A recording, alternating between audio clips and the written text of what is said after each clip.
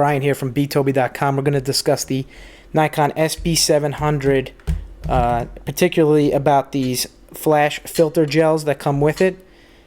A lot of questions have come up about what their purpose is and when to use them. So I particularly use them often, and I use them when I'm mixing ambient light with flashlight. So an example of this is if I'm shooting a wedding and I'm in a reception and it's a dimly lit reception hall with incandescent lighting. I will use the incandescent filter on my flash to fill in the shadows and lighting.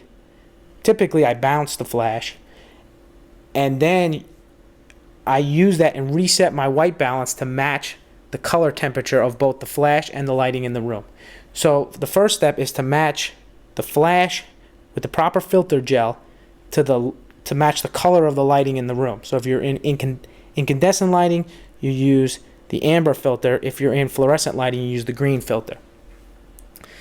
Now, one of the cool things about the 700 is when you place the filter gel on the 700, it sends information to the camera because it knows that the filter gel is on the actual head, and it sends the information from the flash to the camera through the shoe mount. And the information that it sends is the white balance. Now if you're on auto white balance mode, that'll detect what flash filter you're using, or if you're using flash white balance mode, that'll also detect the color filter gel. Now they're called flash gels technically, but in layman's terms they're basically color filters that go on top of your flash. Now the 900, now the 910, I should say, the 910 has implemented these new flash filter gels.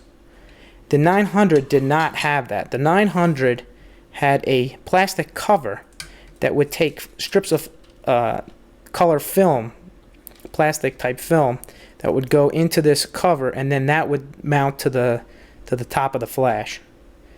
And that would also send the information to the camera about the white balance as well. They had a detector. They have metal contacts on the bottom here that would determine what filter you were using. That was more of a complex system, and the 910 now has adopted what the SB700 has, is these plastic filter gels.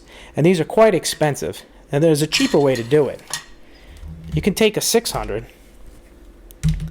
and buy film, buy thin film. Adorama sells this. I think B&H sells this, and probably, Amazon sells it. Now, this film, you can just cut it off, stick a piece of tape, and it's rated in CTO, well, for incandescent type amber filters, and it's based on the color temperature that you're trying to achieve.